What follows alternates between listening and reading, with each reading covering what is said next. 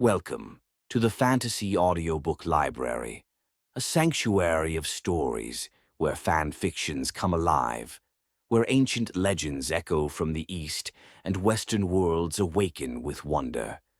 Settle in. Your journey begins now. Game of Thrones. I only want to enjoy life, but my little sister wants me to be the king. Chapter 1. Reincarnation is great, but reincarnating into someone who is soon to die is not great. Well, I cannot say that I am reincarnated. I take over the body of a child. Is it a regressor? I don't think so. A regressor is someone who goes to the past or something like that. Let's forget about this. Anyway, I take over someone whose future is to die.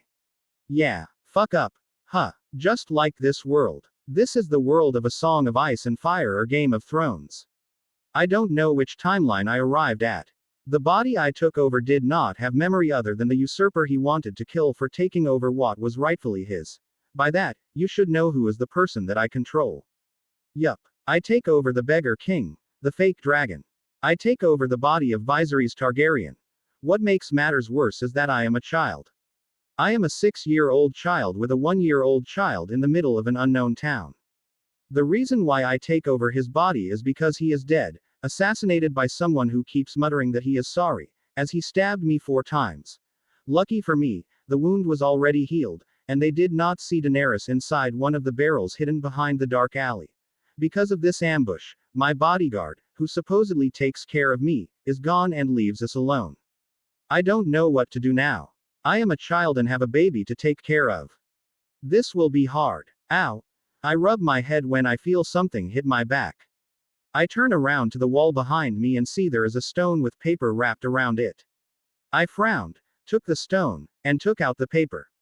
I can see something written on it. I apologize for sending you this, but we need your help. This world is on the brink of destruction. If the body you take over dies, Daenerys will die, and the Age of the Dragon will not appear in this world. We know that you cannot survive this world without help, so we decided to give you a suitable gift from your memory. Help us kill the abomination in the north, and we will grant you any wishes. Rip this paper, and you shall receive our gift. Stranger. That means the one sending me here is the embodiment of death or the god of death of this world. Also, the abomination in the north should be the White Walker, right? I shake my head and put that away for now. I take the paper and rip it apart. A second later, a rush of knowledge got inside my brain. The gift the stranger gave to me was something I knew and something very useful. What the stranger gives me is Minecraft dimension. I get an inventory just like in Minecraft game and a pocket dimension the size of Earth to explore as a Minecraft player. The only difference is that I can only go to this dimension once every week and stay there for a month but only a day outside. That sounds good and all, but here comes the problem. This place is dangerous. From the knowledge the stranger gave me, this place is like hardcore mode from the Minecraft game. That means zombies can kill me easily if I am not careful. And don't let me start with the creeper. There is a reason why it is called a creeper. It will creep to you and explode, killing you instantly. I shake my head and hold my head in frustration. At least send something that lets me raise my sister. I did not have a pair of tits to feed her. As I shouted that in frustration, something hit my head. I rub my head and look at 2 things on the ground. I blink a little when I see a wooden container and what looks like a baby bottle. I pick up the paper sitting next to the baby bottle and read it. Here is a milk that gives nutrients like breast milk. The powder will last for 1.5 years. Use the mark on the bottle. Don't lose this. I smile a little. And say, thank you. I take the baby bottle and wooden container and then store them in my inventory. It still sucks that I am a child that needs to take care of a baby, but at least I can feed my sister and have something to work with. I walk toward the hidden barrel, open it, and see baby Daenerys look at me with a happy expression. She raised her hand, asking for me to pick her up. I pick her up and open the portal to the Minecraft world. After I walked through the portal, I saw a meadow before me. I can see a small lake to the left and a massive mountain to the right. I can see many livestock like cows, sheep, and chickens. According to the stranger, this world has the same physics as the Minecraft game. That means little animals will appear when you feed 2 cows at once. The only difference is the villagers. They are sentient now. That means I cannot breed them and get myself a loyal villager that I can manipulate through zombie and curing solutions. I smile a little and take a deep breath. I walk toward the nearby tree and put Daenerys down for a moment. Lucky for me, she is not a fussy child. I walk toward the tree not too far away from her and start punching. I grit my teeth as I can feel pain go through my knuckle from punching the tree. However, it is a necessity. After a few seconds, I see a massive wooden log appear before me. I store them inside my inventory and start punching once again. It takes me 5 minutes to clear the entire tree. I put one log on the ground and pressed my hand on it. I can see the inventory crafting grid inside my mind a second later. I put the log in there, and a second later, 4 wooden planks appeared in front of me. I put my hand on them and created a crafting table. I put the crafting table next to Daenerys and changed all the logs into planks and sticks. After a few seconds, I get myself a set of wooden tools. I pat Daenerys, walk far away from her, and start digging. 2 hours later after 9 or so hours of work, I managed to create a house made of cobblestone and a door made of iron. I made an iron door because zombies can break wooden doors but not iron doors. Not only that, I also made a campfire outside the house to boil some water. I don't know if I can drink the water directly and decide to boil them before drinking. *WAAAH*. I snap from my thoughts and see my sister start to cry. Ah, the sun is going down. I walk toward the table a wooden log and take out the milk from my inventory. I take some of the milk powder inside the baby bottle until it reaches a certain height, which the stranger has already prepared for me. I pour water and start to shake it. I walk toward the bed where my sister is crying and lay next to her. I let her suck on the baby bottle and sing a lullaby. I know that it will be a hard life for the two of us, but I will try my hardest. I am upset that the stranger took me to this place, but at least he gave me family. I have always wanted a family since I was a little kid in the orphanage. The people in the orphanage are my family, but I want someone who is truly my family. This second life will be hard, but I don't mind for some reason. Chapter 2. I walk out of the portal with my inventory full of valuable goods.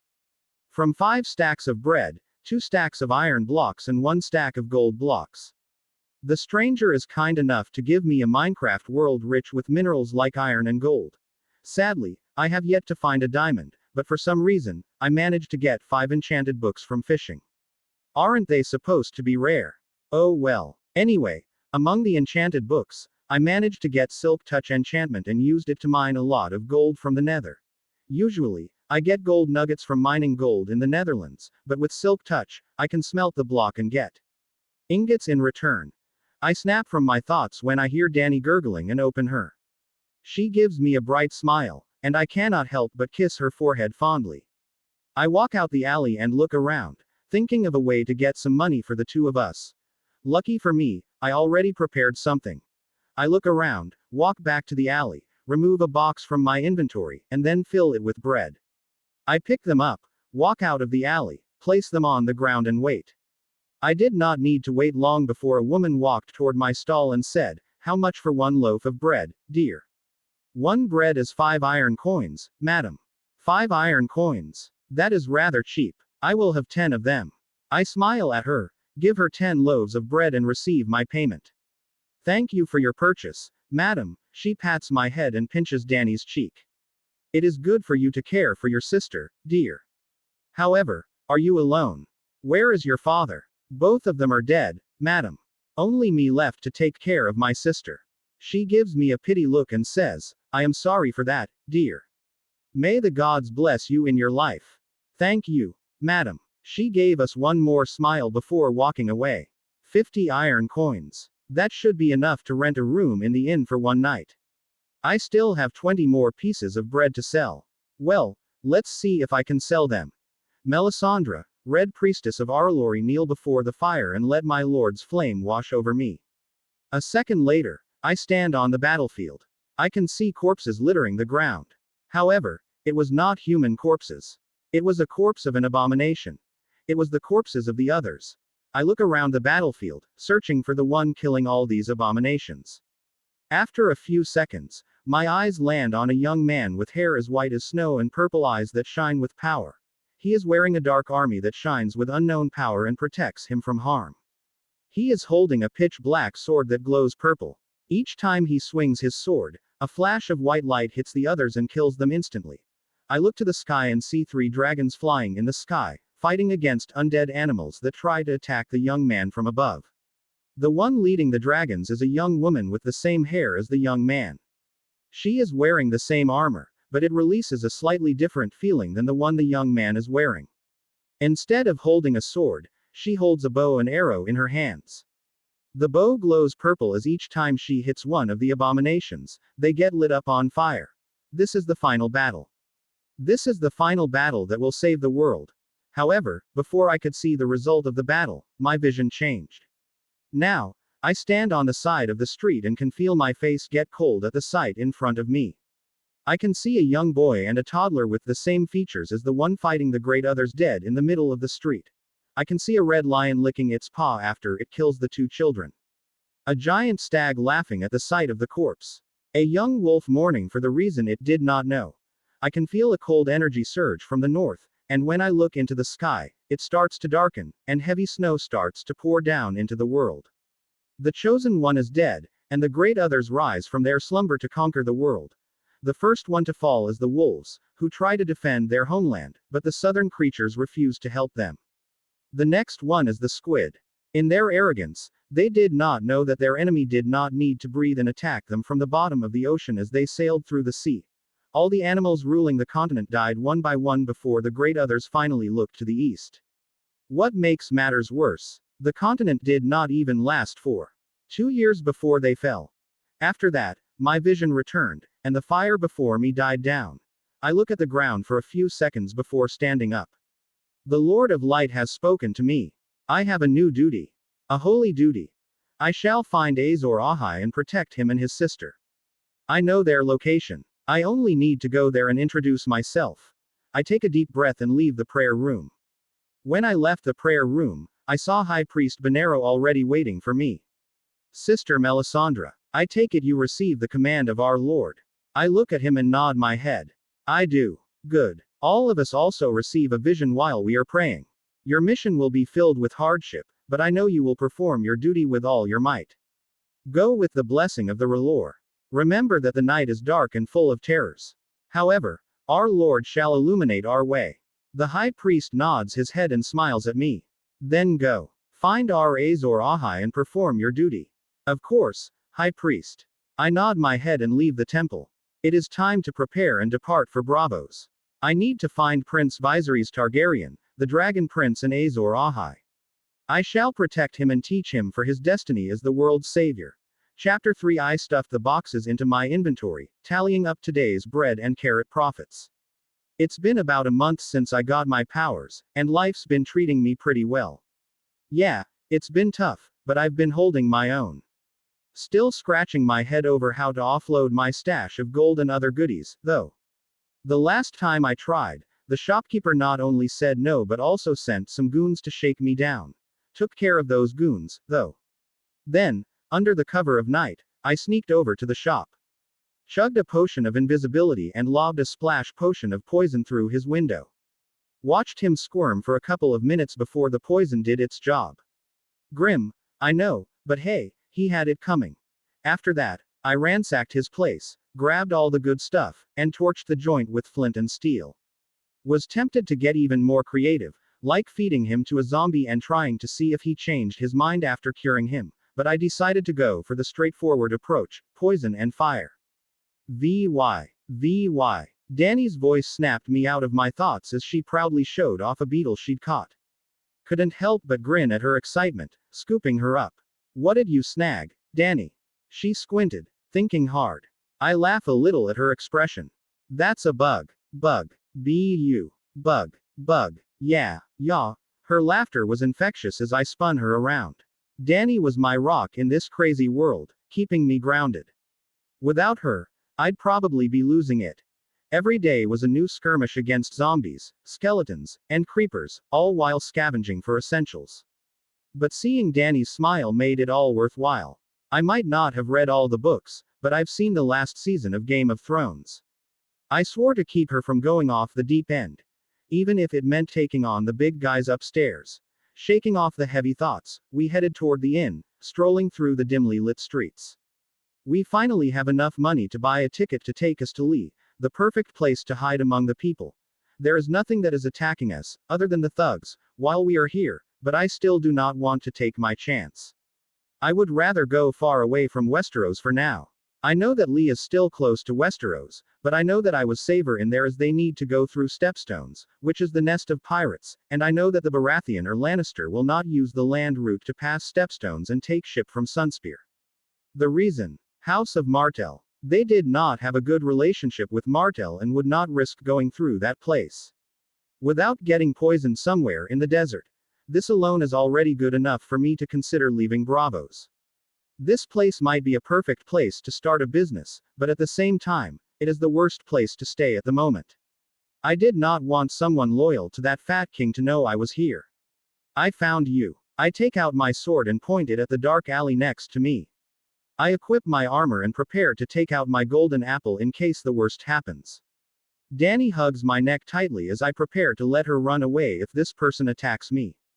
Who are you? I can see a figure coming out of the shadow, and I can see a beautiful woman with deep, burnished copper, unsettling red eyes, and pale, unblemished skin.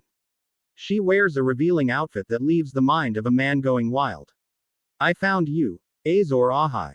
This servant's name is Melisandre, and I come here to serve you. I look at her for a second before putting away my sword and armor. Let's talk in the inn. Of course, Azor Ahai. Call me Viserys. Of course, Prince Viserys. I can only groan at her antics and continue my walk to the inn. Tell me, what do you want? Who are you? I look at her while Dany is still hugging me and glaring at her on my lap. She declared she did not like this woman and kept glaring at her since she followed us. Of course, Azor Ahai. As I said earlier, I am your servant from now on. You can ask me to do anything, and I will perform it to the fullest. As for my name is Melisandre, Azor Ahai. Of course, the burn happy witch comes and visits me. God. I release a sigh and think for a second. As much as I did not want to admit it, she was the perfect person to visit me at the moment. She might be a sacrifice-happy priestess, but she sees me as Azor Ahai. That means she will obey my word. At least some of them. Right. This must be a command from your lord, right? As expected of Azor Ahai. You are correct, my lord. Right. Anyway, I don't trust you. Yet. Then please tell me what I need to do to gain your trust. I sigh and rub the back of my head in frustration. I think for a second before an idea comes into my head. I take out a gold ingot and say, take this ingot and sell it for some coins. We are going to Lee to hide from Baratheon or the Lannister. Of course. Leave it to me, my lord. I shall not disappoint you. She takes the gold ingot and bows. She left our room, and I released a sigh after seeing her leave us. Ugh. Why must it be her that finds us? Why can't it be the knight that is loyal to Targaryen? Speaking of which, where are they? Gah. Vy. I look down and see Dany looking at me with a worried expression. I smile at her and pat her head. Ah. I am sorry, Dany. Don't worry. I am fine. She only gives me her usual bright smile as I lie on the bed. Melisandre might be a crazy woman, but she is our only hope for getting out of this place without others trying their luck on us. Chapter 4. I look at the gold coins in front of me in surprise. Gold coins. Melisandre smiles at me and says, yes. If we want to go to Lee, we cannot use Braavos iron coins because they are worth nothing. Because of this, I think we need to change it into Westeros coins. Huh. I did not know that. It is good that she decided to exchange the gold for Westeros coins then. Great. Thank you for your hard work, Melisandre. Let's go and buy a ticket for us. I want to leave this place as soon as possible. Melisandre smiles at my words, takes out a wooden plaque and says, don't worry, my lord. I already bought one for all of us. I look at her seriously and say, you are really serious about this servitude thing, huh? She looks at me with an offended expression and says, of course. This is a holy order from Lord R'hllor. As his loyal servant, I shall obey his word and perform them to the fullest of my ability. Right. When do we depart? Just before the mid-noon, my lord. That late in the day? Sadly, yes. The wind is currently blowing north and will change before mid-noon. I see. This world is still in the medieval era, after all. Ships need wind to move faster, and going in the opposite direction of the wind is not recommended. Can you help me exchange more gold for coins? We need them to start a new life in Lee. How much do you think we need to buy a mansion and piece of land in Lee? Ah, I suggest not exchanging the gold ingot, my lord. You can directly buy land and mansions using the gold. I know someone who can help us do that. He is one of the red priests in Lee. I see. That is good to know. Then, that leaves us with only seeds and some furniture, huh? My Minecraft world is different from a regular Minecraft world. It was not bound to a game limitation. That means I can bring seeds from the outside world and grow them in the Minecraft world very quickly. I want to make a company to create a better future for Danny and me. I want to be a spices merchant. The first one I want to plant in my Minecraft world is black pepper, as it is a luxury item that can be sold for quite a bit of money. My lord, can I ask the reason why you want seeds and furniture? I understand the furniture, but I suggest buying them when we arrive in Lee. I give Melisandre a small smile and say, you will know about it when we have a permanent resident. For now, do you know a place that can let us buy black pepper seeds? I can ask my fellow red priestess in the Isle of the Gods. Some of them might have the seeds you desire, my lord. I see. Then I will bother you once again, Melisandre. Think nothing of it, my lord. It is a pleasure to serve you. Right. Here. Take these. I give her 7 gold ingots and see her put them in a sack to hide them. If possible, buy other seeds. I will leave you to decide what kind of seeds you can buy. Leave it to me, my lord. Please return before the ship sets sail. I will tell you the reason why I need these seeds. She bows to me and leaves my room. Now, let's think about the furniture. The ones I create manually are not as good as when a pro made them. I carry Danny, who looks around in wonder. This is the first time she sees a boat or even the sea. She sees more of what kind under the earth than she sees the outside world. I take her more to the underground than exploring the overworld. That is depressing. I will tame some horses and then take her to explore the world. I only need a compass, a map and a saddle. Let's do another fishing trip when we are back in the Minecraft world. The 3 of us enter our cabin, a massive room with 2 beds. Melisandre decided to buy a room where she could also stay in one room as me. I did not like it, but it has already been bought, and I cannot do anything about it. I put down Danny, who looks around the room curiously and then looks at Melisandre. Melisandre, what do you know about magic? She looks at me and says, magic is something that is tied to a dragon. It is a gift from God, but the dragon is the one that produces it. Once dragons are gone, magic slowly disappears from this world. Once you receive your dragon, the age of magic shall once again restart, and the mortal battle against the great others shall happen. Right. Anyway, what I want to show you is my magic. Something that you need to keep secret and will not tell anyone about unless I say so. Of course, my lord. I swear to keep your secret until my dying breath. I nod and take a deep breath. A second later, a portal appeared in the room. Melisandre looks at the portal and starts to kneel on the ground. I look at her as she starts muttering something and says, Melisandre, what are you doing? My lord, I don't know if you have this strong connection to God. Will this portal take us to the land of the gods? Will you show me the face of our Lord and Savior? I need to stop this and say, no, this is not the land of the gods. However, this world is created by God. I get this power from a divine being, after all. You can say that this is another world. I see. A world where we are closer to the gods. Thank you for giving me this chance, my lord. I shall never disappoint you. Right. Let's get inside. Danny already walks toward the portal because she knows the portal will not hurt her and will take her to her second home. As the 2 of us enter the portal, I can see my house standing in the middle of a green field. It is a simple house with towers and walls that protect us from any hostile mobs.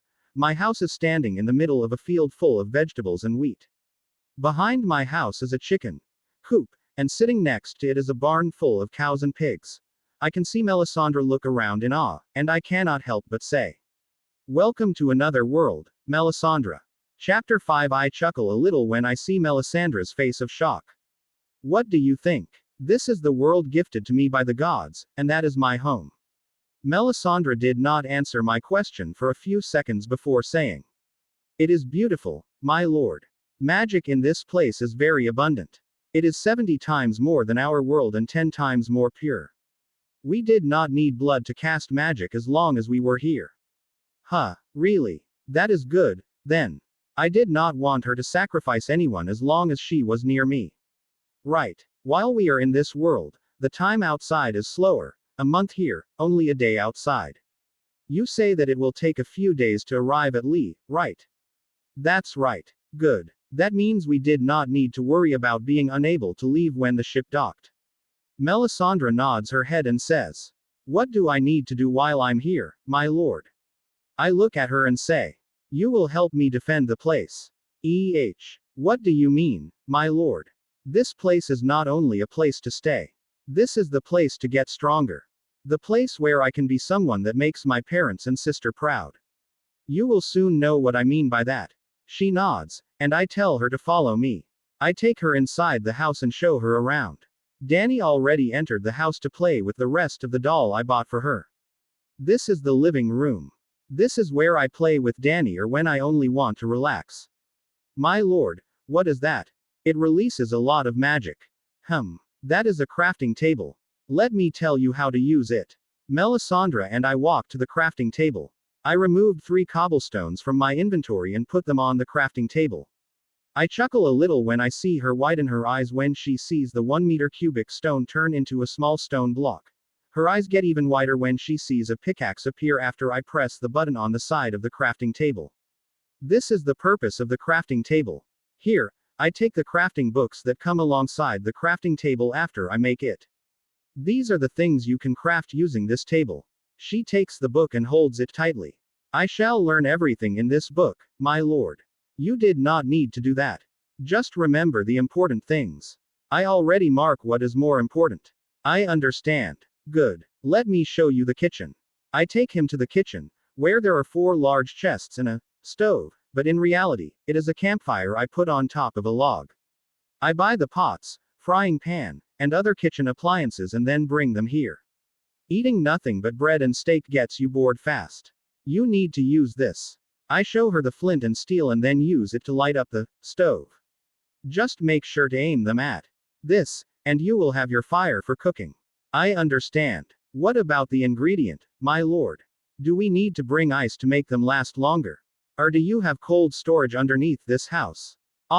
You did not need to worry about that. Open one of those chests. She nods and opens the chest. A second later, I can hear her gasp as she opens one of the chests. She steps back and looks at me. What is that, my lord? That is a pocket dimension where you can store what you need to store.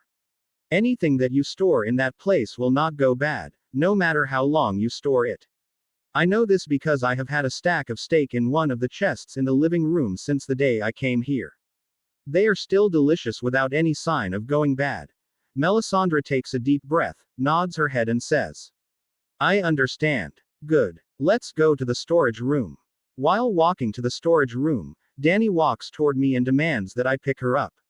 I smile and pick her up as we walk to the storage room. We go underground for this, and when we arrive, we find a room with nothing but chests inside. This is the storage room. Each chest has a name above it that indicates what kind of thing is inside of it. Please put the items you need to put away in the same order as the name I already put. If you have something outside the name above the chest, you can put it inside that chest in the corner. I will sort them later. I understand, my lord. I nod, and we leave the storage room. I then showed her her room, which is Dany's room, for when she grows up. I also showed her my workshop, where I experimented and made other things to help me. Now, let's get outside and go to the tower. You can make that place your prayer room for now. I will make one later. Thank you, my lord. I shall give my prayer for you to our Lord R'hllor. Vy. I look down and see Dany shout my name. What is it, Dany? Wah. Sure. We can go and take a swim.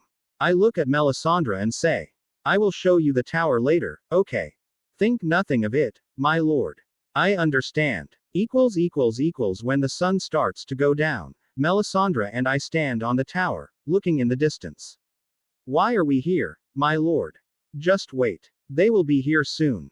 We wait for a few more minutes before finally the sun disappears from the horizon, and we can see a cloud of dust appear from the horizon. I can see Melisandre's eyes get bigger at the sight in front of her. A horde of mobs coming at us. That is the reason why we need to prepare.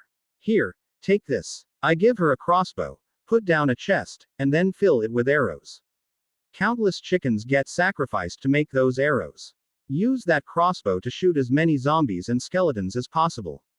What about you, my lord?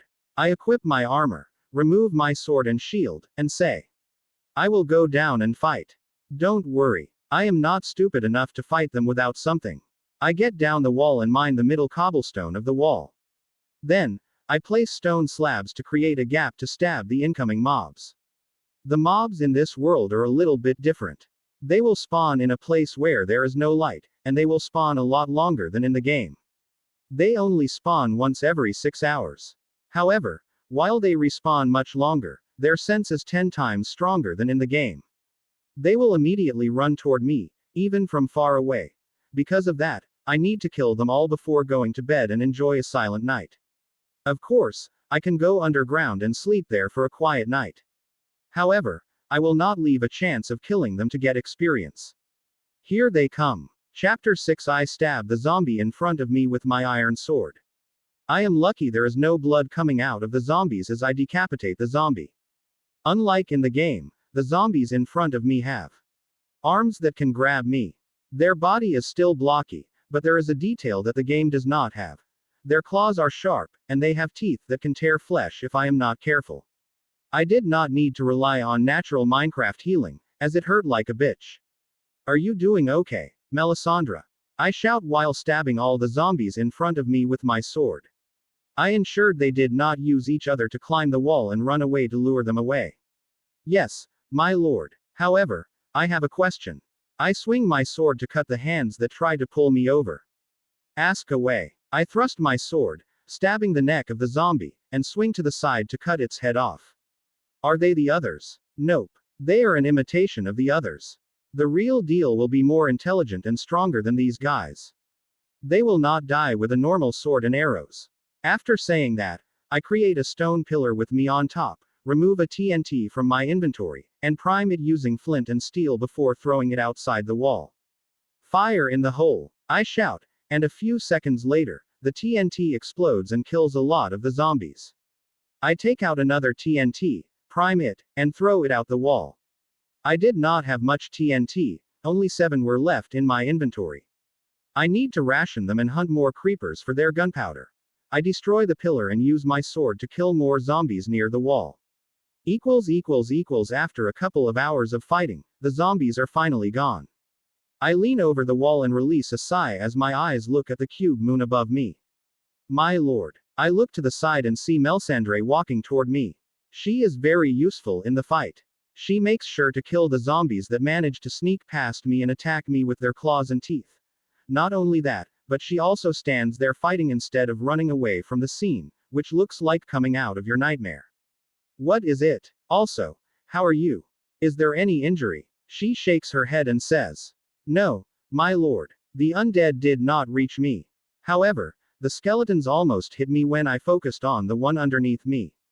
Right. That's good. Can I ask if you fight them every single night, my lord? Not really. Once in a while, I will go underground to sleep and let the sun kill them. However, I need to kill them as much as possible. Can I ask the reason why? I look at her and say, because it makes me a little bit stronger each time I kill them. EXP is a little bit different than in the game. Instead of just numbers, it strengthens me the more I have them. It also makes me weaker the more I use them in enchantment. Because of this, I decided to gather them as much as possible, so I did not need to worry about getting too weak. Of course, the express is not my overall power. It is a boost or a buff that can disappear the less express I have. I can still get stronger the old way, and the express will add more to it. I am still training in the old way while gathering express to become more powerful. I need all the help I can get to survive in this cursed world. I see. This world is truly a blessing from the Lord. He gives you a test but makes sure to reward you. As expected of our Lord. Right. I will tell her that it was not her God who gave me this power but rather the God of death of this world. Anyway, help me gather all the loot outside. Do you mean the flesh, my lord? No, not the flesh but rather the bones, string, and spider eyes. We did not only fight zombies, after all. I see. Then I shall gather them all. Here. I gave one of the torches in my inventory. Take this. It is dark outside. She nods, and the two of us leave the wall. Equals. Finally.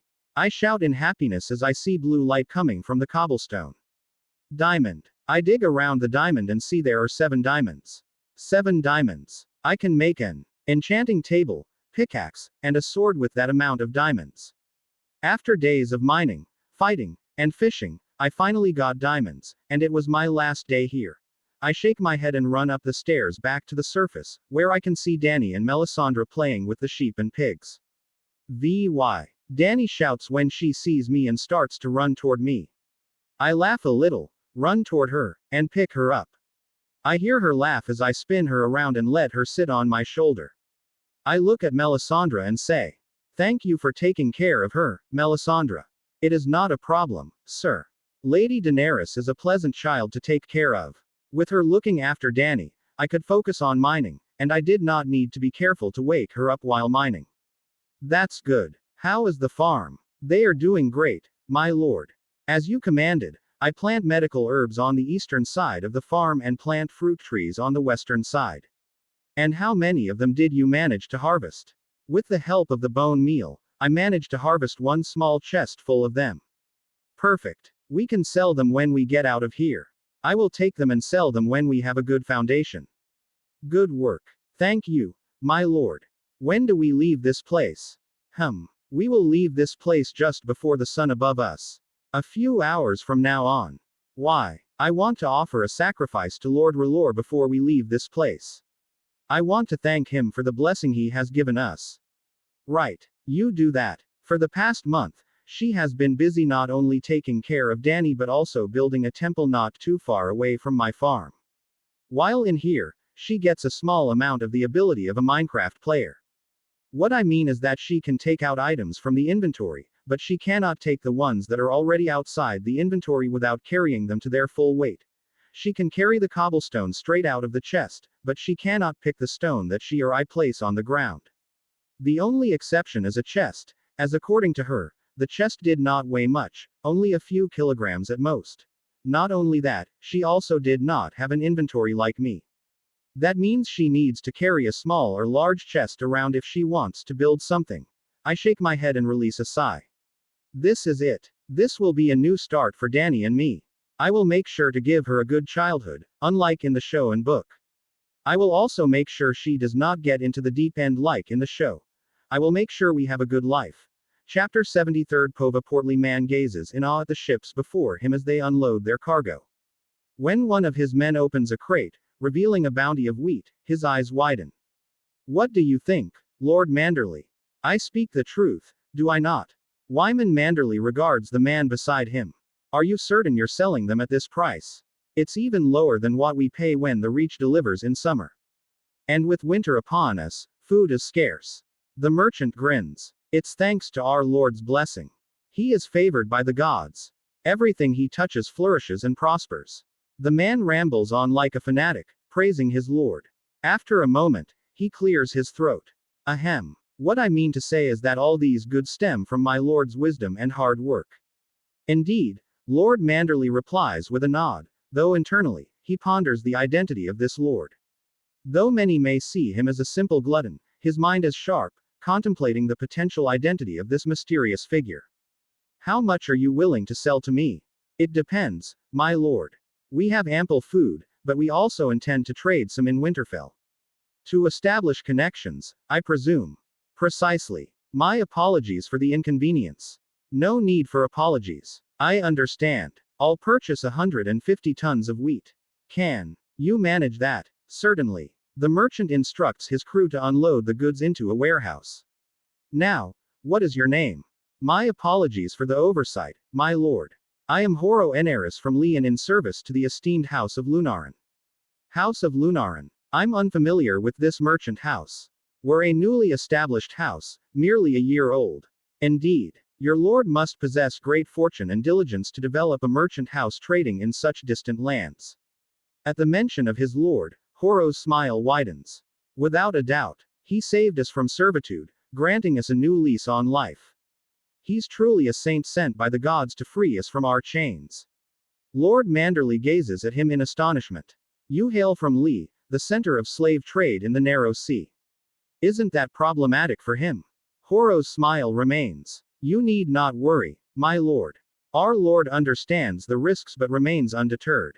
He abhors slavery and fights against it. I see, Lord Manderley murmurs, a faint smile gracing his lips. If your lord faces trouble in Lee, tell him he's welcome here. I'll extend my hospitality to one who combats slavery. Horo nods gratefully. Of course, my lord. Before we proceed to my office for payment, may I inquire about your lord's name? Certainly. His name is Vyn Lunaran. I release a sigh and look outside of the window of my mansion.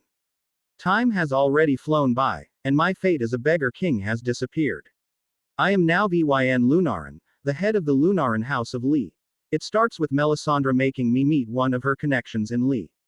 However, she never mentions that her connection is one of the Magisters, one of the most powerful families in Lee and the devout worshipper of R'hllor. Because of this connection, we easily established our merchant house on the outer island of Lee. Lee has 3 islands. The middle one and the biggest island is the capital of Lee. This is where the most powerful nobles, merchants, and religious figures stay. Not only that, this island also contains the biggest slave auction in Lee. The lower island is a giant vineyard for the entire population of Lee. It is ruled by 2 houses who defend their position with all their might. This island consists of 80% unsullied, eunuch slave soldiers, 19% servant slaves, and 1% freeborn people. The upper island, the place where I established my house, is one of the most barren lands. This is where the slaves who are sick and undesirable get tossed away. At first, I couldn't do anything about them, but after I finally explored the nether, that damn hell, and got myself watermelon seeds, I can finally make a potion of healing.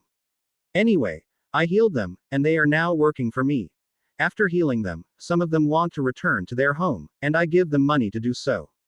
However, the majority of them decide to stay and work for me. They are all hardworking people who are willing to go above and beyond my expectations. With their help, creating a successful merchant house was easy as some of them were merchants who slave traders captured. So, here we are. I changed my name to Vyn Lunaran of the Lunaran House to make life easier. With the help of former slaves on this island, my money, and trees from Minecraft World, we build 20 galleys. At first, I did not want to give them one of my chests to store the goods, but after Melisandre said that I could trust them, I gave 4 large chests in each ship to store goods so they did not go bad. Even then, you cannot open the chest from the Minecraft world when you are not designated as an ally by me. It looks like the stranger already thinks about it falling into some bad hands. With the help of the chest, the merchants did not need to worry about the goods getting bad and could only focus on navigating the sea, fighting some pirates, and making sure they made some profit. The land around me is still barren to maintain an image of unprofitable land and make sure the others still think of me as a merchant house instead of a house that produces its own goods. How do I do that when I am maintaining the land barren? I make an underground farm. Sheep, goats, chickens, cows, and pigs also stay underground. Because of my Minecraft ability and dirt from that world, I can grow food underground and raise animals there. I did not need to bring food from my Minecraft world any longer to be sold across the world. The only things that need to be grown inside the Minecraft world are the netherwort and any plant that did not come from the overworld of Minecraft. My lord. I snap from my thoughts when I hear someone knocking on my door. My lord, your guests from Braavos have arrived. I can hear Melisandre's voice coming from the door. Tell them to enter, Melisandre. Of course, my lord. After saying that, the door to my office opens up, and I can see a man in his 30s walk inside the room alongside Melisandre. It is nice to finally see you, Lord Lunaran. My name is Farrago Antarion, and I am here to ask for your help. Chapter 8 Inches. It is nice to finally see you, Lord Lunarin. My name is Farrago Antarion, and I am here to ask for your help. I nod and say, please take a seat and tell me the reason you ask for my help. I am sorry for the direct way of talking, but I prefer that we finish our business before having some feast. Farrago nods, takes a seat, and says, it is not a problem, Lord Lunarin. I understand. Many people in Iron Bank also have the same kind of thinking. Thank you. Now, let's talk business. Farrago nods and starts to explain his reason for seeing me. Let's get to the point. The reason why I came here is to ask for your sponsor in my campaign to be the new Sea Lord of Braavos. I blink for a second and say, why me? I am not a citizen of Braavos, but I am from Lee, the city where they sell a large amount of slaves. Something you guys hate. I know. However, you are rather famous, you know. You are famous for taking all the discarded slaves on this island and making them your workers. Not slaves but rather workers. They can leave whenever they want. They can start a family without your permission. They are free people. He smiles at me and continues. You are the only lord from Lee that the people of Braavos approved. Because of this reason, asking you for help is the right decision. Combine it with the fact that you build a successful trading house that even reaches Summer Isles in a matter of a year. To be sponsored by you is something that many Sea Lord candidates envy. There is also the fact of your secret identity. After he says that, Melisandre puts a knife on his neck, and I prepare to take out my sword as well. However, instead of being afraid, the man laughs and says, you did not need to worry, Your Highness. Your identity is safe with me, and I will not use that information to blackmail you. I still want to be alive. I frown at his last words and say, what do you mean by that? I got this information because I have been watching you since the day you arrived in Braavos. As for my last part, it is because the House of Black and White favors you. What? You might not know this, but the higher-ups of Iron Bank get visited by our protector, the Faceless Men. They come and make a promise that they will give us a gift if we dare to go and attack you. They said you are the beloved child of the gods. Faceless Men. They are a group of assassins that serve the stranger, right? They think that death is a gift, and they thought that I was the beloved child of the gods. Wait. This is a good thing. That means they will not accept money to kill me. What else do they say? That you need to grow without their help, but they shall make sure no one can give you a gift before you reach the age of maturity. That means after I reach the age of 16, their deal is off. At the moment, no assassin will get near me and can kill me with them watching over me. However, this will disappear when I reach 16. I see. I take a deep breath and say, I can sponsor you. Farrago widens his eyes and his expression brightens at that news. However, what can you give me in return? I lean forward and say, also, how can I trust you to fulfill your end of the bargain? I don't care if you are not getting chosen, but when you get chosen, what kind of thing will you give to me as the one sponsoring you? Farrago looks at me and says, I can offer you a discount for all your ships that come to Braavos for the rest of my life. Not only that, but I also can guarantee you that Braavos shall support you if you want to reclaim your throne from the Baratheon dynasty. I did not care about the second one. As long as I am done killing the Great Other, I am more than willing to throw away the title of Prince of the Seven Kingdoms. I did not want to take care of that dumpster fire. The first one, well, it is useful but not too useful to me because I have a lot of money. However, it does make the people working for me happy. They might be loyal to a fault, borderline fanatic, but they are still merchants. They love money and do not want to part away from it. Right. What about the debt? If I desire to take over the Iron Throne once again, what happens to the debt that the Fat King accumulates? Will you forgive the debt? I cannot answer that question. Even if I get the Sea Lord position, I cannot make that decision. Iron Bank is its own entity, and the Sea Lord did not have enough power to order them around. I can sway them a little but cannot order them. Right. Another reason why I should leave that position and never touch it. I see. How about military aid? Farrago blinks at my question and says, military aid? Do you want to wage war? War? No. At least not yet. Look outside. He walks toward the window and looks outside the window. What do you see? People. Yes, people. However, What do you think the people on the mainland see? Farrago widens his eyes and says, slaves. They're defective slaves who look brand new. That's right. Sooner or later, the people on the mainland will notice and start to attack us. I need your help in that matter. Farrago hesitated for a moment before saying, a month after I get the office, I shall give you military aid if they attack you. However, I cannot guarantee the others will agree with my decision less than a month after I get the office. I see. Can you recommend someone willing to train my people in military matters? That I can do. I know someone from the Company of the Roses to give your people some training in warfare. Perfect. I take out 1 gold ingot and give it to him. Here. Take this as the opening payment for their work. Does that mean you agree to sponsor me? I smile at him and say, yes. Thank you, Lord Lunaran. Think nothing of it. As for my first donation, do you know anyone who can melt 20 tons worth of gold blocks? He only looks at me in shock and says, what? Chapter 93 Pav something is happening. That is what is inside Eddard, Ned Stark's mind as he sees a lot of food coming into his city. He is grateful for the cheap food coming to Winterfell. However, he cannot help but feel a little bit suspicious of the many goods coming to Winterfell, which all come from a single place, Lee. Not only is it coming from a single place, they are also cheap. Cheaper than any merchant that comes to the north. It is cheaper than even the merchant from Reach, the North's previous food supplier, for a long time, and the Reach is the main food supplier for the entire 7 kingdoms. That can only mean a few things. The first one is that Lee somehow manages to beat Reach in food production, which is supposedly impossible because Reach is the most fertile land in the entire Westeros. Not only that, but the Reach is also significantly bigger than Lee. What do you think, Maester Luwin? How can they supply us with this amount of food?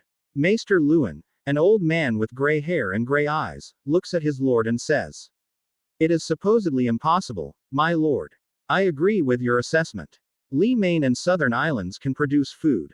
However, because Lee is located in the middle of the ocean, it is not as fertile, and only a few things can grow in that place. Among them is the Lee grape, which is famous for making Lee wine. That can only mean 2 things. The first one is that they have a massive excess of food that they need to throw away in a matter of a couple of months. That can't be right. All of their goods are fresh as if they just harvested them on their ships. Then that can only be the last one. They found a new farming technique that boosted their food production by 1,000 times more than before. If this is true, then this technique is something that they created centuries ago, and I don't think this can happen in a year or 2. Eddard nods his head in agreement. There is no way they can come out of this technique in a few years. He wonders if they are willing to share this technique with them to prevent North from being dependent on others to feed her people. Sadly, he knew that it was an impossible wish. There is no way they are willing to share the secret just because he asks them nicely. However, he knows that he can do something to tie the new House Lunaran to his house. He wants his daughter to be happy and willing to marry her to someone she loves. However, as the Lord Paramount of the North and Lord of Stark House, he needs to think of his people.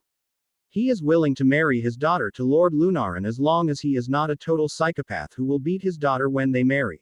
However, Eddard pushes the thought for later as he needs to meet Lord Lunaran first before he offers the marriage between their 2 houses. Right. Have you asked Esser Roderick to invite the merchant to come here? Who is his name again? Horo Eneris, my lord. He is one of 2 merchants selling his goods in Westeros, and Horo is selling to the north. Where is the other one? She sells her goods in the south, the Martell. She. Luwin nods his head and says, yes, she. Lena Iranon is a merchant from the same house as Horo, and she mainly sells her goods to Martell and nothing else. And I understand the reason why. It is smart of her to start there instead of the other place. Luwin nods his head in agreement. Martell and almost all noble house in Dorne did not care if you were a woman or a man. As long as you are good at your job, they will respect you. Dorne and North are the same in this regard. Eddard understands why they decide to go to North and Dorne instead of starting with Stormland or Vale. Eddard shakes his head and says, back to the invitation, have you asked Esser Roderick to invite Horo Eneris? Yes, my lord. He should return soon. Knock knock. Ah, that must be him, my lord. Lewin opens the door and sees Esser Roderick Castle, the master-at-arms of Winterfell, standing behind the door with someone following him from behind. My lord, I bring you Horo Enerys, merchant of the Lunaran family. Eddard nods appreciatively toward Roderick and smiles at Horo. Thank you for accepting my invitation, Horo. Think nothing of it, my lord. It is an honor to meet the honorable Lord Stark. Eddard nods and says, please take a seat. Eddard then looked at Lewin. Maester Lewin, can you tell the servant to prepare some wine for our guest? Of course, my lord. As Lewin talks to the servant outside the room, Eddard takes a seat on the opposite side of Horo and says, you must be wondering why I call you here, right? That question does appear in my mind, yes. I have not created trouble for you, am I, my lord? Eddard shakes his head and says, nothing like that. The reason why I call you here is to ask you a few questions if you don't mind. Of course. I am more than happy to answer your question, my lord. However, I must apologize in advance that I cannot answer a few questions that reveal the secret of my lord and his house. I see. Does that include the way you guys get this many foods? Yes. Eddard looks at Horo right in the eyes and says, does this secret involve a technique that lets you guys harvest 10,000 more than regular technique? Horo might have an excellent poker face, but Eddard notices the brief movement in Horo's eyes. Without him answering, Eddard knows that he hit the bullseye. He decides to calm Horo down by saying, don't worry. I come here not to force you to reveal this secret. I swear it in the name of House of Stark and the old gods. Horo releases a relieved sigh and says, thank you, my lord. Don't mention it. As for my second question, can I ask for an audience with your lord? I want to ask him for an agreement between our two houses. Horo did not know what to say because he was among the dozen people who knew the real identity of Vyn Lunaran. He did not want his lord to be the place that robbed him of his divine right, but at the same time, it is a mission from his lord to establish a good connection between his house and the north. According to Lady Melisandre, this is the grand plan coming from her vision that will crack the relationship between the stag and the wolves. He did not want to make this plan to fail. After a few seconds of thinking, Horo takes a deep breath and looks Eddard right in the eyes. I shall deliver your invitation to my lord, Lord Stark. Chapter 10. I blink at the letter in my hand and look at Horo for a second before saying, is this letter real? He blinks for a second at me and says, of course, my lord. This letter directly comes from Lord Stark. I even saw him write it in his office. Right. That is what I am afraid of. I cannot go there and meet him. He will know that I am a Targaryen, and I don't think he has any loyalty to me not to inform the Fat King. I read too much fanfic not to take my chance of Robert not sending any assassin or thug to kill me. He hates my family too much to leave me alone. Jon Arryn might be able to stop him, but I have a feeling the news of my location will reach the Old Lion, and that bastard will send his best killer, the Mountain, to kill me or hire an assassin if his thug cannot kill me. As I am thinking about how to answer the letter, Melisandre walks forward with a smile on her face and says, I think you should accept the invitation, my lord. I look at Melisandre and say, why? As you can see, he will notice my hair and eyes. I don't want him to know my real identity and destroy the peaceful life I have made for Dany and me. Melisandre's smile gets bigger, and she says, you don't need to worry, my lord. Lord Stark will not notice your face as you do not have any resemblance to your father and mother. He will only think of you as a regularly citizen with a strong Valyria blood inside you. And that is another thing that I did not understand. Don't get me wrong. I am handsome, or in this case, cute, but I do not resemble any of my parents. I did not inherit my mother and father's gold-silver hair but rather pure white hair that looks like snow from the north. I also did not have pale purple eyes like my parents. Instead, I had deep purple eyes. It is because of your magic. Your appearance is what a true Targaryen looks like before they leave Valyria in the past. Right. I release a sigh and say, why are you so confident that it will not result in something bad for us? I am willing to go, but I am curious as to the reason why you want me to attend this invitation. You are working hard to ensure no one knows I am Viserys Targaryen instead of Vyn Lunaran, but here you want to set a meeting that can break all your hard work. Melisandre's smile did not falter, and says, because Lord R'hllor gave me a vision. I have been thinking about it for the past few days, and now I know the reason why Lord R'hllor showed me that kind of vision. Right. That makes sense. Now I understand the reason why she has that kind of confidence. She is the most fanatic person I know. When she receives a vision, she will immediately believe it and follow the vision to the T. Sometimes, I am afraid that R'hllor will give her a vision to kill me, but I keep that kind of thinking in the corner of my head as I did not want to be a paranoid person. Cautiousness is great, but paranoia is something I did not want. What kind of vision do you get? I can see a young wolf howling, gathering his pack to support you. However, to get this result, the young dragon needs to help the wolves in their time of need. First, he needs to make a good first impression when the alpha wolf invites the young dragon. Second, the young dragon needs to help them in the incoming winter, for the great other shall create a worse winter for the wolf pack.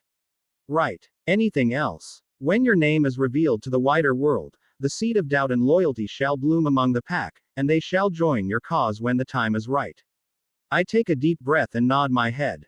Right. Very well. I get up from my chair and look at Melisandre. Prepare a ship for me. Do you want to come with me, or do you want to stay here? I shall come with you, my lord. I nod and say, very well. You shall be the one taking care of Dany while we are there. Of course, my lord. I look at Horo and say, can you inform the captain to prepare guards for me? We need them to come with us on this journey. Horo bows and says, of course, my lord. I shall inform the captain of your personal ship to prepare his best men. I will also tell him to bring as many of them as possible. Wait, you did not. Ha!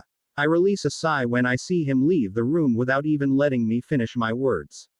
I shake my head and say, Melisandre, let's start that magic training I asked you about. Of course, my lord. This Melisandre shall give you all the knowledge I know. No blood magic. I hear her chuckle as the two of us walk to the training room. 3 Road Pavedard looks at the row upon row of wagons coming to Winterfell. He can see a familiar blue crescent moon with a black background banner approaching his city. He knows that the banner is from the Lunaran merchant house family from Lee, the one that he invited to his castle. Standing on his right is his wife, Catelyn Tully, pregnant with his second legitimate child, and standing on his left is his 3-year-old son, Robb Stark. Do you need to greet them personally, husband? I need to do this, Cat. You have already heard of the incoming even more harsh winter from the north. We need all the help we can get, and they are the only people willing to sell their goods at a cheaper price than any house in Westeros. Eddard looks at Catelyn and says, even your father was not willing to sell his food to us, even with the agreement between our two houses. And that made Catelyn shut her mouth. Eddard loves his wife, but he cannot love his wife's family. They almost never help them in their time of need. He knows that Riverland needs food for the incoming winter, but he knows that they have excess food in their storage that they can sell to the Stark, but they did not sell them any.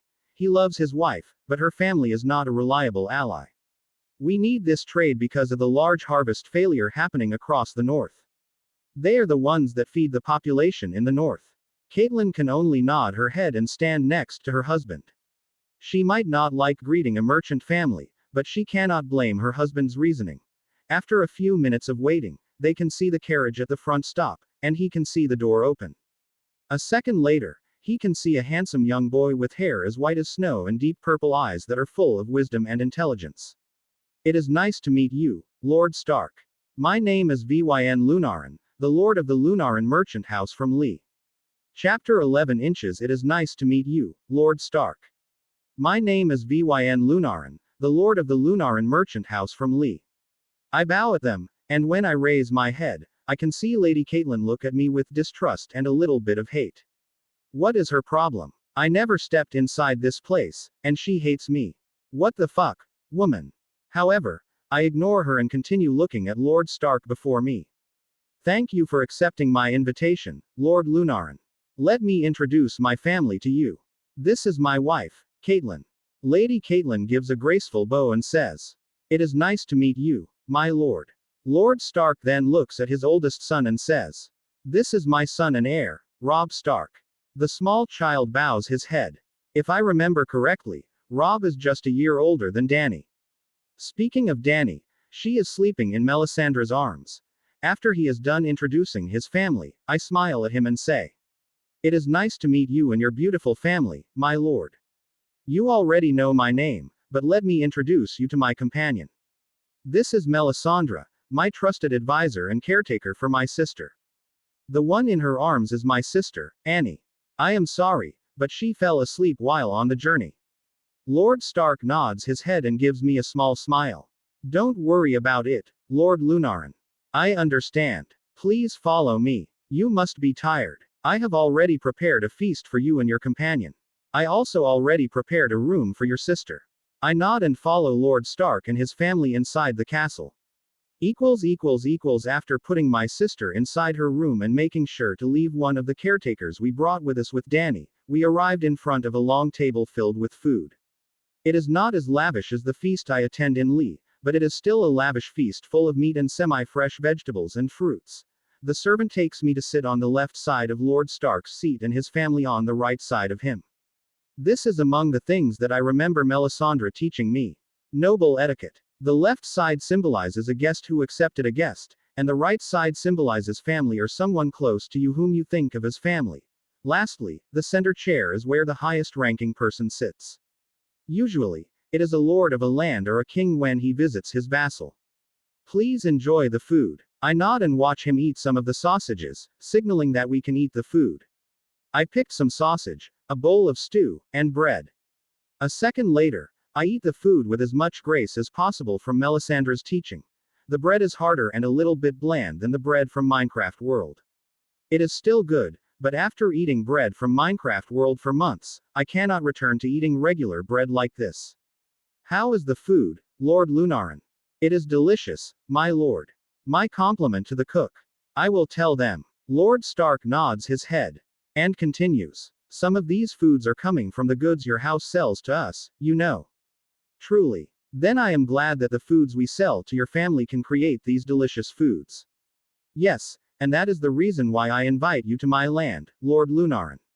"Oh." I look at him in interest and say, "What can my house do for you, Lord Stark?" "We, the North, want you to sell your goods to us at a cheaper price." "Cheaper? I already sell you the goods at a cheaper price, Lord Stark. I know that Reach, Vale, and Riverlands did not sell you their food at a price as cheap as ours. That itself is already something that helps you, no?" Lord Stark nods his head and says, "I know. However, a harsh winter is getting closer, and we need to prepare for it. We need all the help we can get, and you and your house are the ones who can help us. We did not want to beg, but we also could not pay the full price of food for the next few years of winter."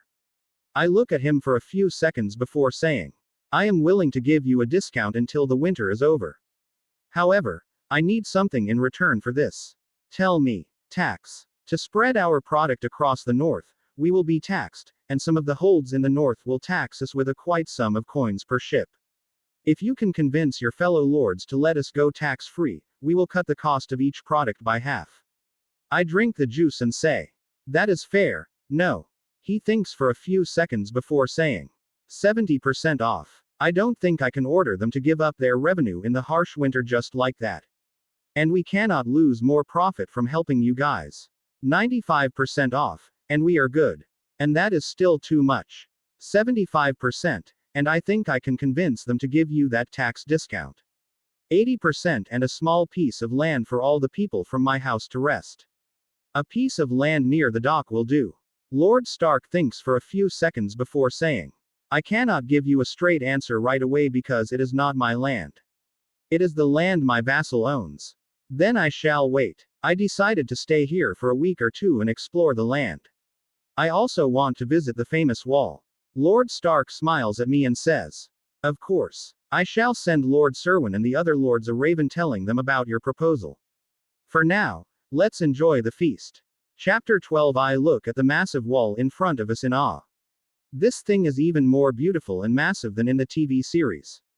Lord Stark takes us to the top of the wall, and I can see endless white snow in the distance. While the others came here to look for the scenery, I did not come here to do that. I came to this place to check on my prime enemy, and boy, I get a lot from standing here. Melisandre. I look at Melisandre.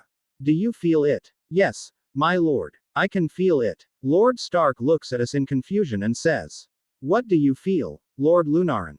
"Something foul. It is cold and smells rotten." "What?" I shake my head and say, "It is nothing, my lord.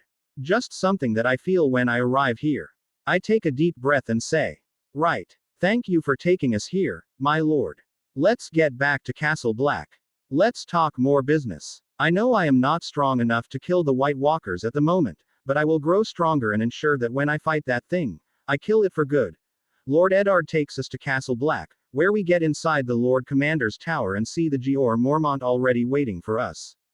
"Are you guys done? Good. Let's talk about this business you want to discuss, boy." I can see Melisandre frowning at his tone, but I raise my hand to stop her from doing something stupid. Lord Stark and I sit in front of him. "The reason why I come here is to offer a trade between us. I want to make a trade with the Black." "Why? We have nothing in here, boy. There is ice and snow in this place, nothing more." "That is not true. The gift is quite a fertile land, and I know that you guys raised one of the best goats in the world. I want them. I want the goat in your land and trade medical herbs from this land." "That is good, but we cannot cultivate that with winter on our door. At the moment, we offer nothing to you guys as we do not have enough goods to trade. You do. Wood and fish. We want fresh fish and living fish from the north." "What? You want our fishermen to catch fish when you arrive, boy?" "Yes. That is what I mean. When my merchantmen arrive here, I need your people to go and catch us some fish. I also want your men to catch them alive if you can. Put them inside some kind of bucket or something. As long as they are alive, we are good."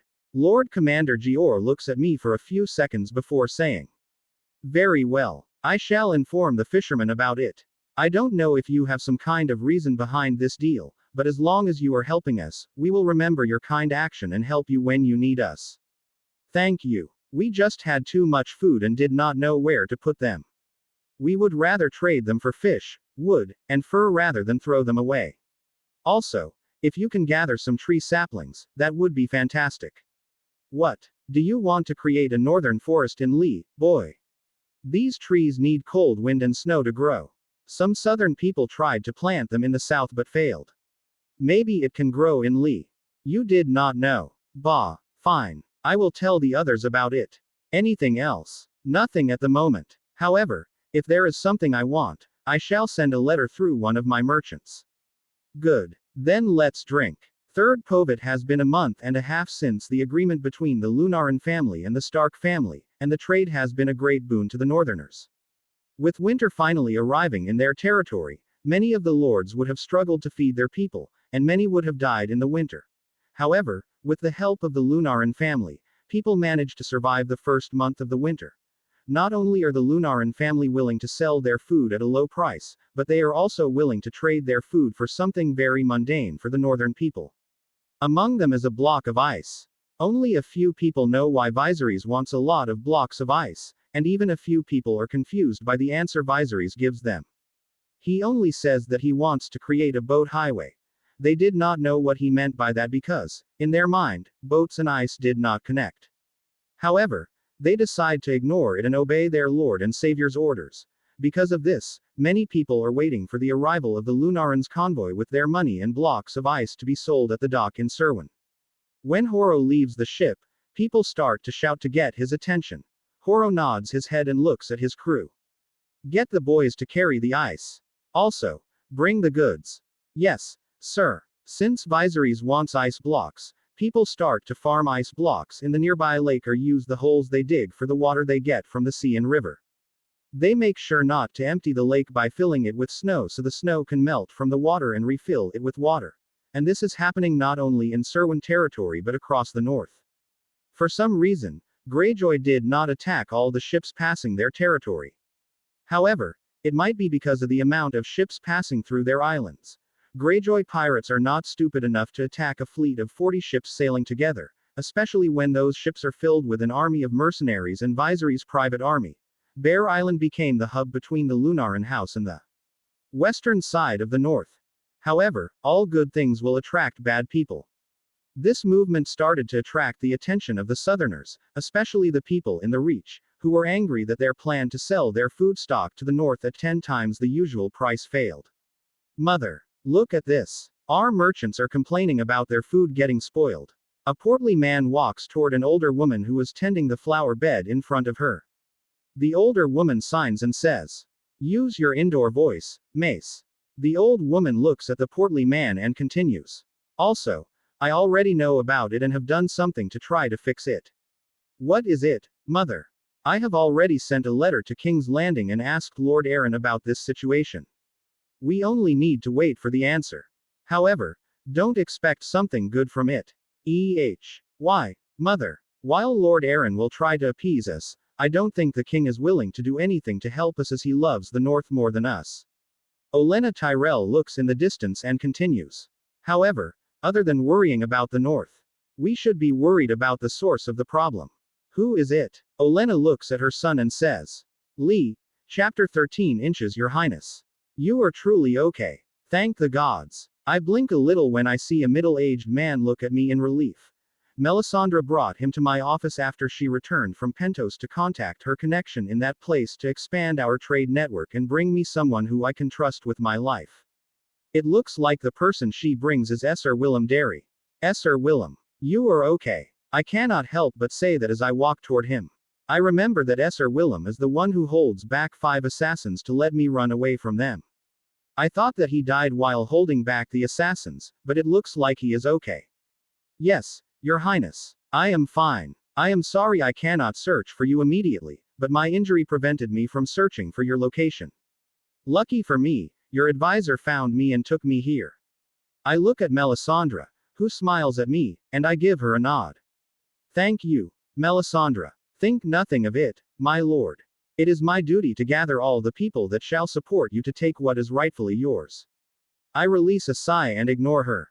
I have been telling her that I didn't want that ugly throne. However, she only says they can change the throne with something new and ignores what I mean. Right. Anyway, it is good to have you back, Sir Willem. It is nice to see someone I know that I can trust with my life. "Of course, Your Highness. I swore to protect you with my life, and it shall be something I will do until I release my final breath." "Thank you. Tell me what happened after that day." He nods and says, "While holding the 5 assassins, I can see 2 more assassins coming for me, and when they get close, the 5 assassins start to run away from me. I thought that you were dead, but I did not see any bodies, and I thought you successfully hid from them. As for me, they managed to cut me using their poisoned blades. Luckily for me, one of the red priestesses in Braavos managed to take out most of the poison so it could not kill me, but I needed a week to recover from the fever and another 3 days for my body to recover. After my body recovers, I quickly search for your whereabouts. After searching the entire Braavos, I decided to check Pentos in the hope that you managed to leave the city, where I meet your advisor." "I see. Then I am glad you can arrive here. Let me show you around." He nods, and the 3 of us leave my office. As we walk through the corridor of my mansion, I can see Dany walking with one of the caretakers. When she sees me, she looks at me in happiness and shouts, "VY, VY." She runs toward me, and I smile at the sight of her bright smile. I quickly run forward when I see her trip and catch her before she can hit the ground. "Dany, what do I say about running in the hallway?"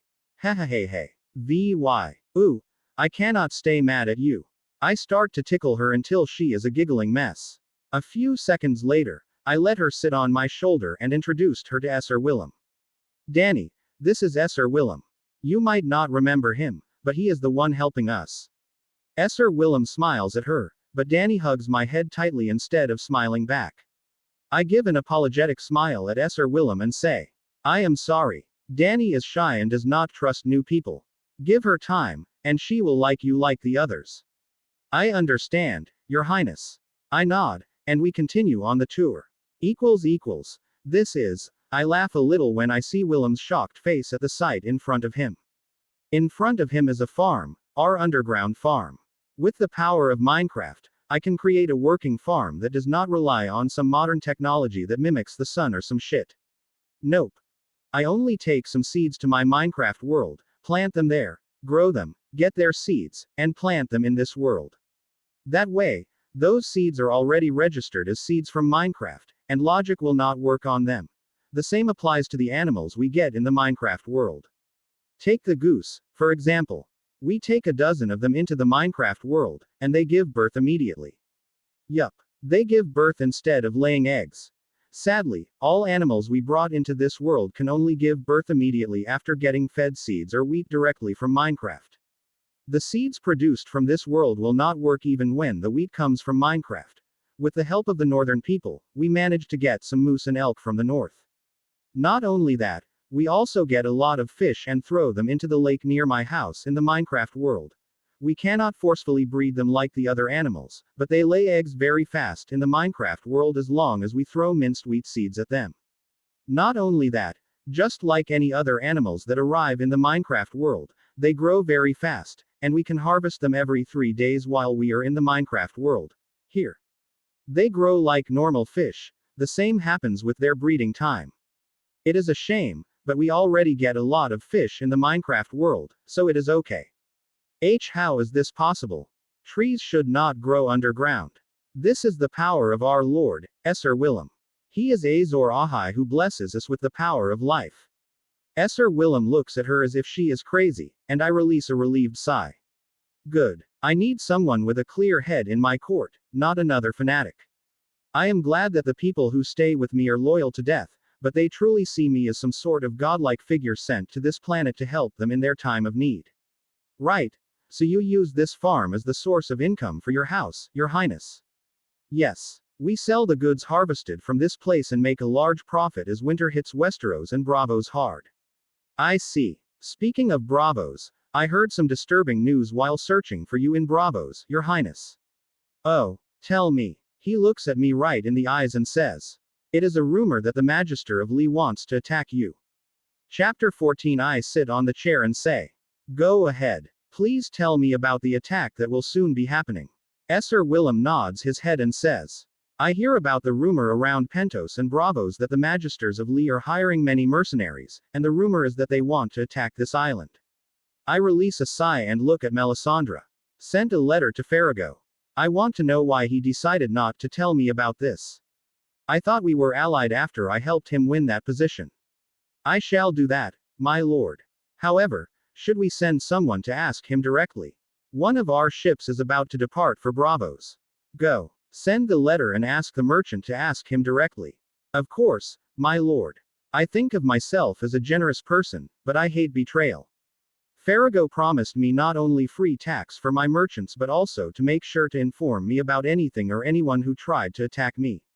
However, he did not inform me about this news. There is no way that he did not have this news, and if I truly knew about this but decided to hold this information, I would do something that he would regret for the rest of his life. I can be petty if I want, especially when someone does something that can hurt my people.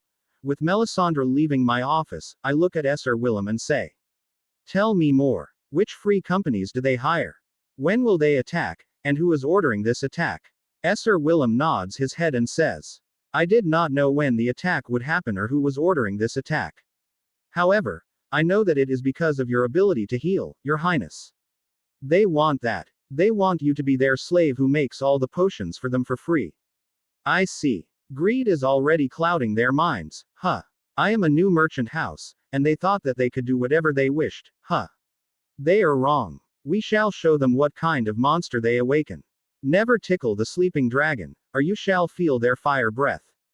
Not only do they tickle the dragon, but they also spit on its eyes. I look at Esser Willem, who looks at me proudly for some reason. Tell me about the free companies they hire.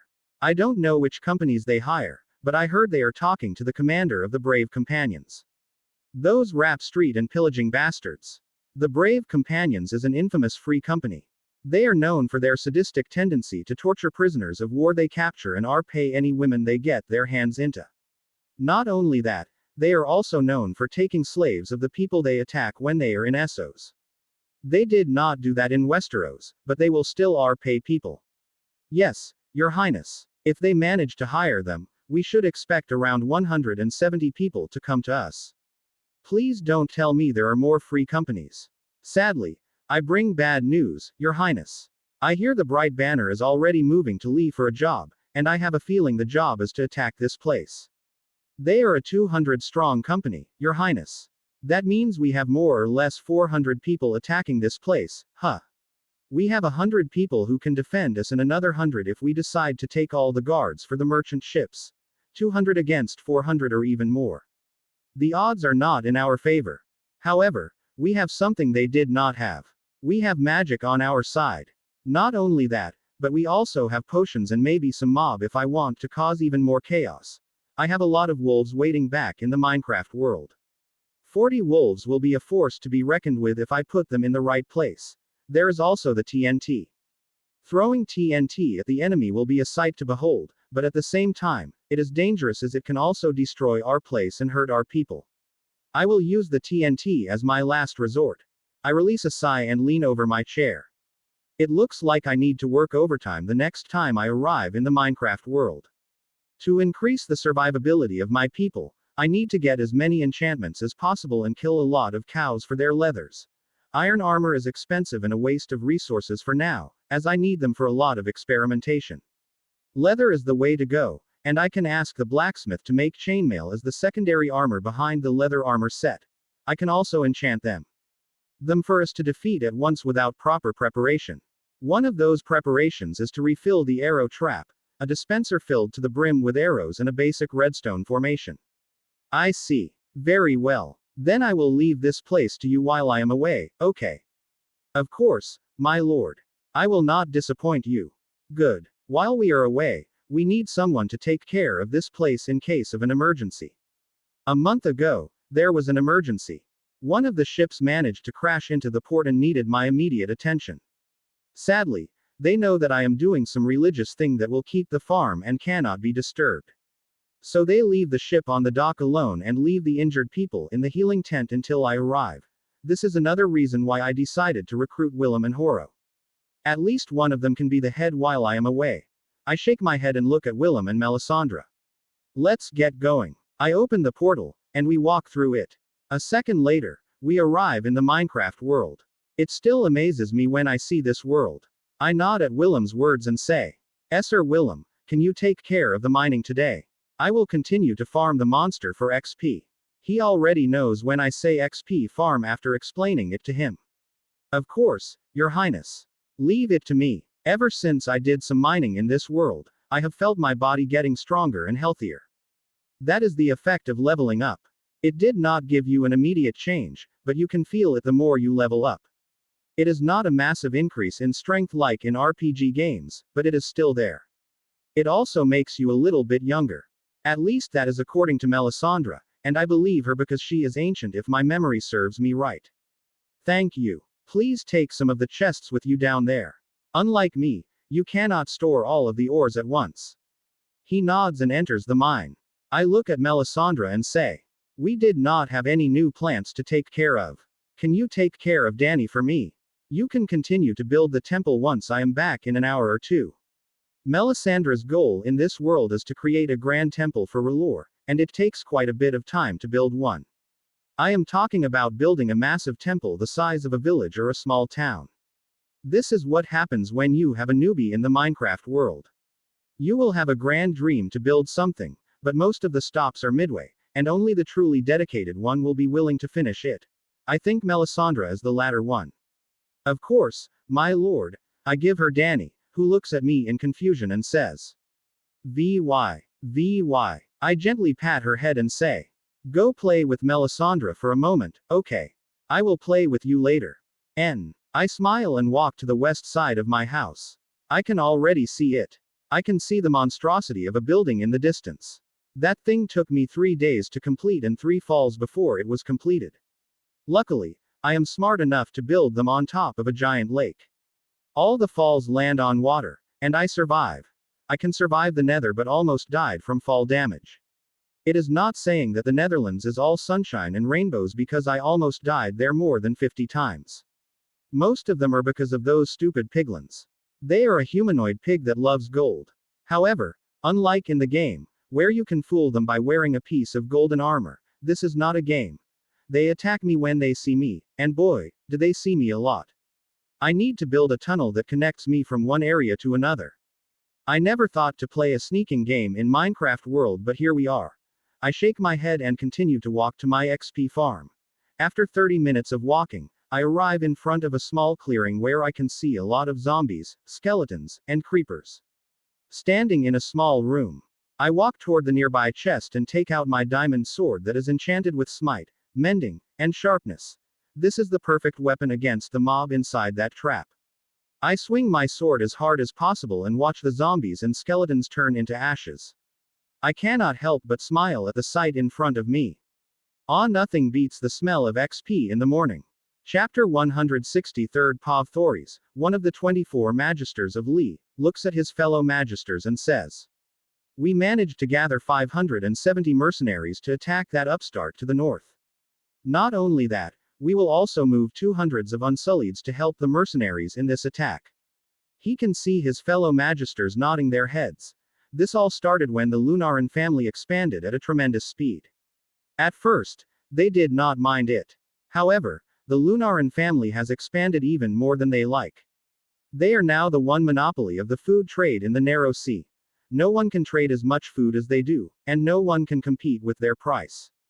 Because of this, many merchants complain about the price of food dropping to the very bottom, and all the food they own starts to go bad because no one is willing to buy food from them. And it affects a lot of the magisters' wealth. With their wealth affected, they must take care of the problem before it grows. Now it is only a problem of when we should attack. What do you think, Donados? Thoris looks at Gonfalonir, the military leader of Lee, and sees him nodding his head. "We shall attack them in a month. I will lead the attack to ensure the mercenaries do not damage any goods we can get from that place. And that is another thing that makes them want to attack the Lunaran family. The news of them can heal the damaged slaves on that island, which has already spread across the countries. Some of the spies sent to that island also confirmed that the damaged slaves were as good as new and even more beautiful and handsome than before. All the magisters want that piece of bread for themselves. They want to take all the slaves they discard to that island and steal the knowledge of healing the Lunaran family contained on that island.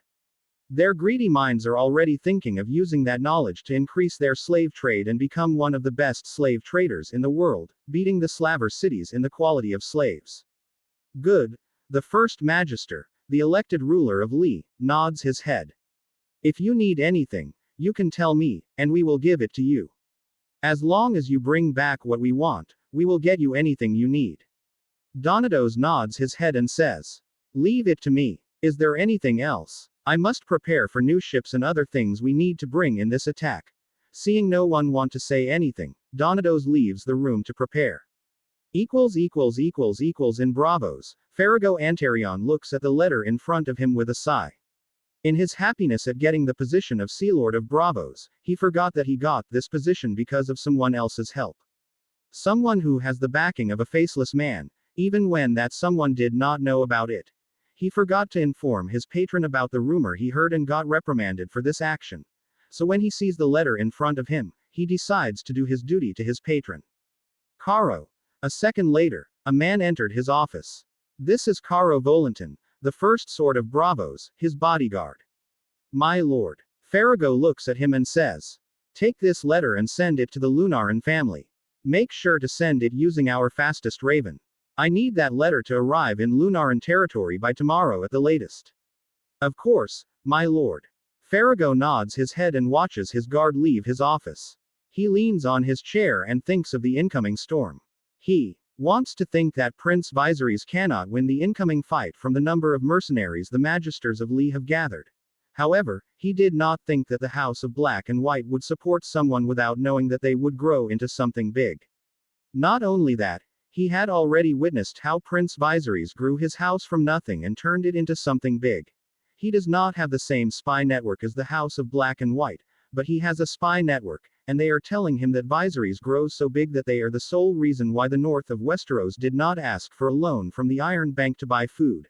He does not know the reason why Viserys helped the north, as they are among the people who dethrone his family, but he has a couple of theories, and all of them show how cunning the prince can be. He hesitates to send help because if he joins this conflict, Braavos will become the enemy of Lee. If Viserys wins the fight, He can get more from the merchant prince, but if he loses, he will lose the trade route to the south of the narrow sea. Or he can take the safer route and not do anything. He had already sent a notice about the movement of Lee and the number of mercenaries they hired. He did not need to send people to fight the battle of not his own making. After thinking for a few seconds, he decided to take the second option. He will not send the people of Braavos to fight alongside the merchant prince. He already performs his duty to his patron. He did not have any duty to do more. What do you mean these are the last goods? Wyman Manderley looks at the man in front of him in shock. Horo shakes his head and says, "Yes, my lord. We need to prepare for the incoming attack from Lee." "What?" Horo looks at him with a small frown and says, "It looks like the magisters of Lee decided that we are a perfect target to attack. They sent at least 600 men to plunder our land. They want to take back their slaves, who found a new life. That is bad. Yes. Because of this, we have decided to sell you as many foods as we could carry in our ships to help the North in their trying time." Those words move Wyman. Even when their homeland gets attacked, they still think of them. "In exchange, will you offer sanctuary for our lord in case we cannot make it?" Wyman's eyes light up and say, "Of course. We are more than happy to have your lord in our land. Please tell that young lord that he and his people are welcome in White Harbor. He helped us, and we will help him in return. The North remembers all the help we receive." Horo nods his head and says, "Thank you. Tell me if there is anything we can do to help you." Horo nods and says, "I will." Chapter 173. Pav Donatos smiles a little as he looks at the map in front of him.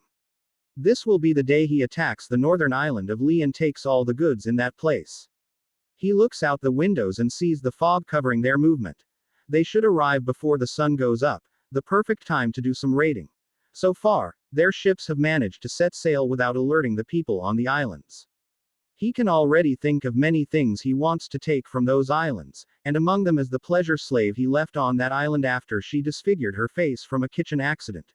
Not only that, but he is already eyeing the thing that lets the people on this island grow food to the point of becoming the ones feeding Braavos this winter. His family is one of the few merchant families that get affected by Lunaran's monopoly over food in the narrow sea, and he does not like it. Because of this, he needed to sell the food to the Slaver Bays, which cut his profit significantly. However, if he can get the reason why the Lunaran family can harvest that amount of food in a short amount of time, he can imagine the amount of profit he can get. Not only will his family cut costs in food production, but the one monopolizing the food market will be gone, restoring the original price. His family will be the ones controlling the food market from now on. "My lord." He snaps from his thoughts and says, "What? We are about to arrive, my lord. I see. Come inside and help me put on my armor." A second later, his bed slave walks inside his room and helps him put on his best armor. It was made from the best steel to protect him from danger. After a few minutes, he leaves his room and sees that they are nearing the shore. When his ship lands, the unsullied army he brings with him gets down the ship and creates a formation. They are not the best soldiers, but their fearlessness and discipline are what make them dangerous. And the most important thing is that they are the perfect soldiers to protect him. After the last person leaves the boats, he grins, takes a deep breath, and shouts, "Attack!" Donatos takes the war horn and blows it up. A second later, they all started to run deeper into the land from the beach. As they got deeper, they could see the fog disappear, and what greeted them in front of them was not what they thought it was. They thought it was a small city with no wall, but a long wall and 4 towers made of cobblestones were in front of them. And standing on top of the wall and towers are Viserys and his people. Viserys looks at his enemy with a frown and shouts, "Fire!" A second later, a rain of arrows flies out of the walls. When the arrows hit them, the others can see their friends' bodies combust from the arrow. The sight of their friends catching on fire makes them panic, but Donatos quickly takes action and shouts, "Don't panic! Don't panic! Charges! Quickly take over their walls! They are weak without their bow and arrows, and they are few in number. As long as we can take over the wall, we will win." That regains some morale, and the people start moving forward. They can see the wall is only a long wall instead of a circular wall. They are divided into 2 groups to take one of each corner of the walls. Even with the power of the enchanted bow, the one holding the bow is an amateur and cannot hit an enemy who is running for their life. Because of this, many of the enemies manage to get through their hail of arrows and reach the wall. However, sadly for them, when they reach the edge of the wall, they see a line of fully equipped warriors waiting for them, each holding a shield tower. Thinking that they can breach the formation, the mercenaries charge forward, weapon in hand. However, the warriors did not move an inch and managed to hold their ground against the mercenaries. Seeing his men manage to hold the ground, Viserys points his bow at the enemies near him and shouts, "Fire!" Another hail of arrows hits the mercenaries who try to break the formation, and not even waiting for the second volley, they start to run away, seeing that their only chance is gone. Viserys takes out a war horn when he sees the mercenaries running away from them and then blows it.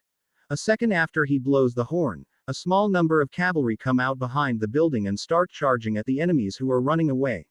No one is spared, as Sir Willem leads the cavalry and sweeps through the running mercenaries like a whirlwind of death. As for Donados, he, the sailors, and a group of slaves who stay with him are already running back to his ship and leaving behind the Unsullied to defend him while the ship prepares to leave.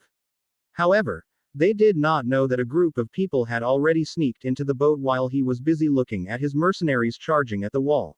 They are wearing leather armor that is dyed black and enchanted to make them move faster underwater and hold their breath for longer. While Donados wipes the sweat from his forehead, he notices his ship is not moving. He is about to shout at his slaves before he sees a group of people he does not know pointing their swords at him. Before he can even say something, one of them appears in front of him and swings his sword at Donados. A second later, a head rolled on the ground. The man picks the head and looks at Sir Willem, already breaking the formation of the Unsullied using his diamond-armored warhorse. Once their formation is broken, Sir Willem and his cavalry unit easily kill the Unsullied one by one. This is the weakness of the Unsullied. They are strong in number, but once you break their formation, they are nothing but a weak man holding a spear. It did not take long before they killed all the Unsullied to the last man. Sir Willem looks at the ship and sees one of the shadow units holding Donados' head in the air. Sir Willem grins and raises his sword, and shouts, "Victory!" Chapter 18. I laugh a little as I get dragged by the people to dance along with them. It has been 3 hours since the battle, and the people celebrate our victory. We already burned all the bodies and made sure to take their ships to be repurposed into a patrol ship. While the others take care of the corpse and the ships, the women and elders take care of the celebration. Horo is the one leading the celebration preparation. He takes out all of the alcohol and food we have for this celebration. After a couple of hours of preparation, this is the result. My lord. I look to the side and see a young woman holding a grape. I smile and eat them as we continue to dance around the massive bonfire. One by one, the others start to feed me food and let me drink some wine. After 10 minutes of dancing, I leave the circle and sit next to Melisandre, who cares for Dany. I laugh a little when Dany raises her hand in expectation, and I pick her up and put her on my lap. I feed her some grapes and hear Melisandre saying, "Congratulations on beating the first trial, my lord." I look at her in confusion and say, What? What trial?" "The trial of kingship, my lord. This will be your first trial to achieve your kingship, and you have done it fantastically. First thing first, I don't care about kingship or anything like that. Secondly, what kind of outcome do you see in the fire?" She only smiles gently at me and says, "Of course, my lord. You might not want to be a king, but that title will fall on your lap without you knowing it. As for the outcomes, I see 3. What is it? The worst outcome is you get killed in the fight. Your people will be in disarray, and your sister will take the position of a queen in your kingdom after she reaches a certain age. She will successfully rebuild the kingdom but cannot defeat the great other, so she dies in battle against that abomination." My hug tightens around Dany, and I see her looking at me in confusion. Okay. I smile at her and kiss her head before saying, "I am okay, Dany.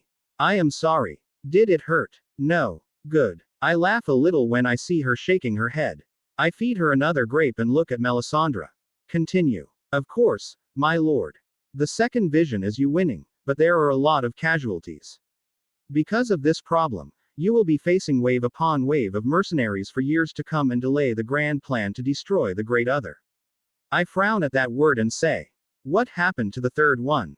This will happen. Because of our overwhelming victory, the people of Lee will hesitate to attack us. It will give us time to grow. Does your vision say anything about us getting attacked once again or not? Sadly, no, my lord. That is why I suggest we do a counterattack. We need to grow and then do a counterattack to Lee. I can spread the word about the incoming breaking of chain, and we will have the support of the slaves in Lee. Will they support us? Of course, my lord. While there are a few slaves that are happy with their lives, the majority of them are people that were forced into slavery, and they are willing to fight for their freedom if we give them a little push in the right direction. And can you do that? Of course. You did not need to worry, my lord. You are Azor Ahai. There is an army that will serve you in your duty. I release a sigh and say, very well. You do what you need to do. However, make sure not to go too extreme, okay? No human sacrifice or murdering people left and right. Melisandre smiles at me and says, you didn't need to worry, my lord. Lord R'hllor supports your vision and already tells all of his worshippers not to sacrifice any human being as long as you are fulfilling the prophecy. Really? I wonder if the stranger is the one forcing the Red God to not force his worshipper to sacrifice humans to him. I have a feeling that this is the case. Good. I nod, look at the people celebrating, pick a couple of grapes, and then eat them. While eating some fruits, I think of a way of attacking Lee. I did not want to attack them physically but rather economically. My food trade already hurt some of them, and now I am thinking of a way to hurt them more. What is Lee known for? Slave, that is the first one. They are the biggest import and export of slaves in the Narrow Sea. To stop this slave trade, I need to make a fleet that attacks any slave ships coming from the east. However, if I do this, not only do I need to spend a lot of time building ships, but I also need to watch out for Volantis. I know that the Magisters of Lee will call Volantis to help them take care of the fleet I sent to that area. We can fight them, but it is a matter of time before we run out of people to send to that area. We also need to watch out for Lee, who will attack us if we send people to that area. As much as I want to destroy the slave trade from the east, I cannot do that at the moment. That leaves with their other trade, Lee, also the biggest wine exporter in this part of Essos. Their wine is delicious and rich, unlike other wines. Not only that, Lee also knows its perfume. It is their third biggest export, after all. While I cannot destroy their slave trade, I can make sure to destroy their wine and perfume. Let's ruin their economy by selling a counterfeit of their product. I look at Melisandre and say, Melisandre, can you ask the other priests and priestess to get some of the seeds of Lee grape? I also want some of the seeds for all the ingredients for Lishan perfume. Use whatever resource you need. Take as much gold as a bribe to get those things. I have a long-term plan to destroy Lee. Melisandre looks at me for a few seconds before her eyes light up, and she looks at me with a sinister grin on her face. Of course, my lord. They will not see what is coming. Chapter 193 Povet has been a month since the Magisters of Lee attacked the Lunaran family. The news of the death of their Gonfalonier in battle also spread around Essos. Tyrosh and Myr already sent more mercenaries to the disputed land because of this news, thinking that it is their chance because Lee will be busy attacking the Lunaran family. Because of this, the Magisters of Lee make an emergency meeting and appoint a new Gonfalonier to lead the mercenaries against the force of Myr and Tyrosh, who try to take over the disputed land under their rule. Because of this, they ignore Viserys and his people, thinking they are not a big threat. They are assuming that the victory is a fluke. They thought that Donatos did not fight seriously and fell under some sort of trap as Viserys made sure the details of the fight did not get out of the island. They did not notice the weird movement happening across the Narrow Sea. Melisandre works fast and manages to get all the things for Viserys' plan to work. At the moment, they are already selling wine made of grapes from Lee Main Island, and the customer feedback is great. This wine is great, Wyman Manderley exclaimed after tasting the wine in his hand. Of course, it tastes great. All the wine is created inside the Minecraft world and comes out perfect because the law of the world itself forces it into a perfect wine. The world cannot make something that imperfect, so it will always create wine, or in some cases, it will turn into vinegar. Wyman looks at Horo and says, I never thought you would come here with a barrel of wine after a month of silence, my friend. It is because war takes a lot of our time and resources. Because of this, Our lord decided to sell something to increase our revenue a little bit more to build a wall around the city. Wyman nods his head and says, and I understand. Building a wall is an expensive thing. Do you need any stones? My people can get some for your people. We will even give you a discount. You did not need to worry about that, Lord Wyman. Our land will never lack stone. My lord only needs coins for labor. Such a shame. Anyway, how much for the wine? I want to buy 3 barrels or more. Horo smiles and says, 1 dragon will be enough per barrel. Wyman looks at him in shock before saying, 1 dragon? Are you out of your mind? 12 barrels of Dornish wine cost me 100 dragons. And their wines are not as good as yours. This is a price for a friend. Even with the world against us, you are willing to give us a helping hand, and we appreciate that. Wyman looks at him for a few seconds before sighing. Look, as a merchant, you need to be a little bit greedy. I will take 1 barrel for 5 dragons. But, stop. You see us as your friends, and we will do the same. As your friend, I cannot give you a dragon for this kind of wine. Take them and tell your lord that we are already thankful for what he has done for us. Horo can only nod his head and say, very well. I shall inform my lord about this. And tell him not to be too kind to others, or he will get taken advantage of by the others. I will tell him that. Good. Wyman nods his head, looks at the ships in front of him, and says, so, how many ships are selling goods to us? The 1st to the 3rd ships from the east, my lord. Besides the usual foods, we also sell perfume if you want. Oh, tell me about this perfume. Horo grins and starts to talk about all the perfume he has on the ship.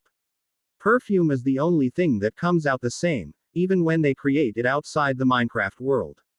Because of this, Viserys asked the others to plant the flowers on the underground farm and create the perfume outside with the barrel he had made. Wyman takes a sniff of the perfume and instantly loves the smell. I will take this. Are you sure, my lord? We still have 2 more cents. No, not because I don't like them, but because I know I will spend a lot more if I smell them. I need to spend less money for the winter. What a shame. Very well. How about this? If you buy the entire wheat, vegetables, and fruits in the ship, I will give you a barrel full of perfume. Wyman thinks for a second before saying, let's talk about the price, and I will think about it. Horo smiles and starts to negotiate with him.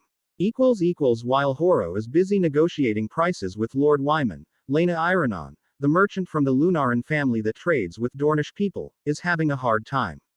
It is not because she cannot find a buyer, it is the opposite. She gets a lot of customers. It is because too many of those customers try to woo her and take her as their wife. After politely declining another merchant, Laena releases a sigh and leans over her chair. She did not like being here. She wants to return home and help her lord strengthen their home. However, she knows that her job is essential to the prosperity of her home. Lady Melisandre already tells her about the future and even shows her, through the blessing of Lord R'hllor, the future that awaits them. Her job is important and needs to be done. She only needs to endure it to help the Lord, who heals her and shows her freedom once again. This is the least thing she can do. However, it did not make her job any easier. Lady Laena. She snaps from her thoughts and says, come in. A second later, a young woman, a former slave just like her, walks inside the room and says, Kaelin, what is it? Someone wants to meet you, my lady. Who is it? If this is another merchant, tell them that I am busy. No, my lady. Lord Baron Martell wants to meet you. Laena's eyes light up as the guest she wants to meet finally arrives. The big fish bites the bait, and now it is time for her to fulfill Lady Melisandre's command. Send him in. Also, tell the others to prepare some iced tea. Take some of the ice from our private stash. Of course, my lady. A few seconds later, a man wearing expensive clothes walks inside her office while wearing a cocky and flirty smile. Welcome to my office, Lord Baron. Chapter 20 Laena Iranon, merchant of Lunaran family, welcome to my office, Lord Baron. I look at the man in front of me with a small smile. Baron Martell, the Red Viper, also known as the man-whore in Lee. Someone who sleeps with anyone, no matter the gender, when he fancies them. Many people think that a baron is the muscle of the family as he does not have any brain in his head to take care of the political side of the battle. However, they are wrong. I know that he is also cunning and rather smart. If I am not careful, he will strike just like his title. Ooh, you are more beautiful than the rumor says it to be. He immediately sits in front of me and says those words.